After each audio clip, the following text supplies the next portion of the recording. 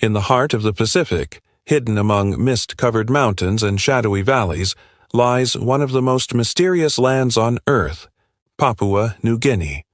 But some of them are different. Some live between this world and the next. They wear masks of spirits, paint their bodies like the dead, and perform rituals that outsiders can barely understand, and uncover the 7 scariest tribes of Papua New Guinea.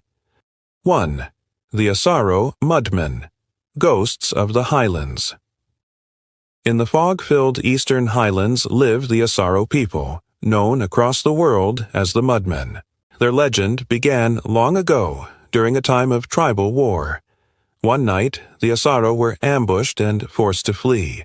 Their enemies thought they were spirits rising from the underworld and fled in terror. From that night onward, the Asaro became masters of fear. Their clay masks, hand-shaped from river mud, are terrifying works of art. Long fangs, hollow eyes, and warped smiles designed to resemble the faces of the dead. Each mask, they say, carries a spirit that protects their people. To this day, the Asaro Mudmen perform ritual dances during festivals, their movements slow and haunting, their bodies ghostly white under the mist. They are not just dancers. They are the living memory of fear turned into power. 2. The Witawai, the Whisperers of the Waterfalls. Deep within the hidden valleys of Papua New Guinea lies a tribe known to few outsiders, the Witawai. They live where the waterfalls meet the jungle, in places outsiders dare not go. The Witawai believe that their ancestors dwell inside the sacred waters. They say when the wind howls and the mist rises, the spirits of the waterfalls awaken, guardians that protect their tribe from evil. Every year, the Witawai hold a midnight ceremony by torchlight. The men wear giant bird masks carved from wood and feathers. They dance in circles around the roaring water, chanting to summon the sky spirits. It is said that if the chants are pure, the spirits will appear within the waterfall's mist, shimmering silhouettes that bless the tribe. But if the people forget the old ways, the spirits will grow angry and bring storms, floods, or sickness. The Witawai remind us that in Papua New Guinea, nature itself is alive, sacred, unpredictable, and deeply feared. 3. The Huli Wigmen, Faces of Fire and War.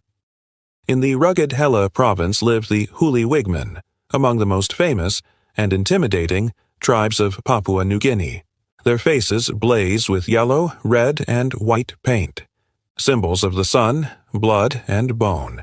Their heads are crowned with massive wigs made from their own hair, decorated with feathers of the bird of paradise. But this is no mere decoration. It is spiritual armor. The Huli believe that every color, every feather, every scar holds power. Before battles, warriors chant sacred incantations to invoke the strength of ancestral spirits. The paint on their faces, they say, blinds evil and confuses death itself. Becoming a Wigman is no easy task. Young Huli men must live in isolation for over a year, following strict diets, avoiding women, and performing purification rituals in secret. When their hair is long enough, it is cut, shaped, and transformed into a ceremonial wig, a symbol of rebirth and power. The Huli Wigmen are both beautiful and terrifying, living symbols of war, pride, and spiritual discipline that has lasted for centuries. 4. The Chambri, Crocodile Men of the Sepik River. Along the muddy banks of the Sepik River lives a tribe whose rituals blur the line between man and beast. The Chambri, also called the Crocodile Men.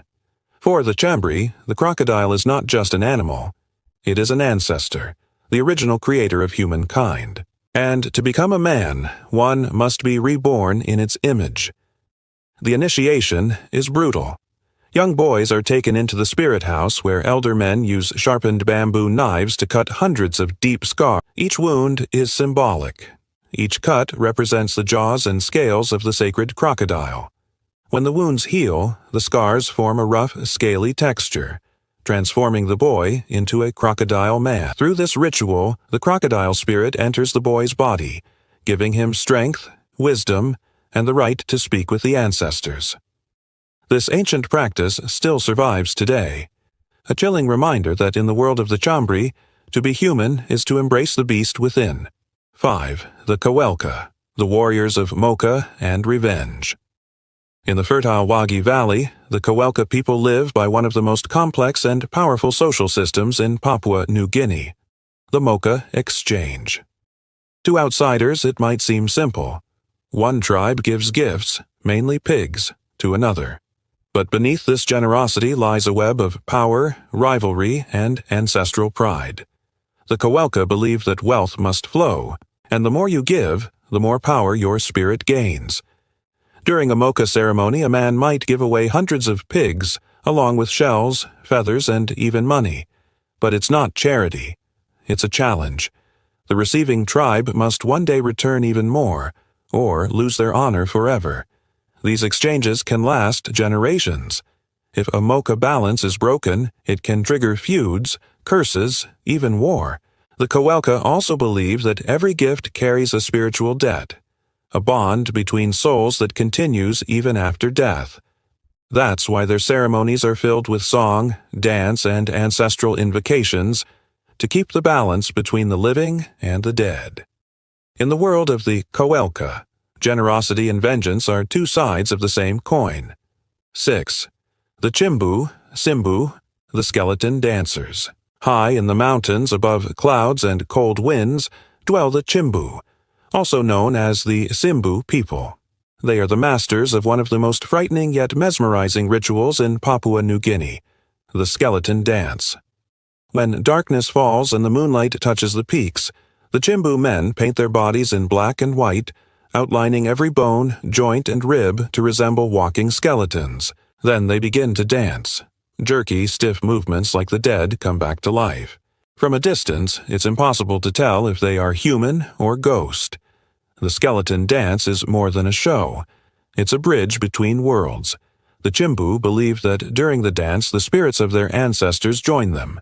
According to legend, the first skeleton dance was performed after a great battle, when the spirits of fallen warriors appeared to help their tribe fight one last time. Since then, the Chimbu perform this ritual to honor death, to remind everyone that the dead never truly leave. Their terrifying dance is both a warning and a celebration, a reminder that life and death are one and the same. 7. The Abalum, keepers of the spirit. Yams, birds chirping, soft tribal music playing. In the deep jungles of East Sepik lives the Abalam tribe, known for their devotion to a sacred ritual unlike any other, the Yam cult. For the Abalam, yams are not food, they are living spirits. Each yam holds the soul of an ancestor, and growing them is a spiritual duty. The larger the yam, the greater the connection to the spirit world. Every year, the Abalam hold the Yam Festival, a massive ceremony filled with singing, drumming, and colorful art. Men compete to grow the biggest yams, some as long as 10 feet. They decorate them with paint, feathers, and carvings, and parade them through the village like sacred beings. But this is not mere celebration. The Abalam believe that if a man disrespects the yam, if he mocks it or fails to honor it, the spirit inside will curse him and his family. The entire tribe's harmony depends on the balance between humans and the spirit yams. It is a religion of earth and soul, where the spirits never sleep. In the heart of Papua New Guinea, the line between the living and the dead still blurs. So when night falls over Papua New Guinea,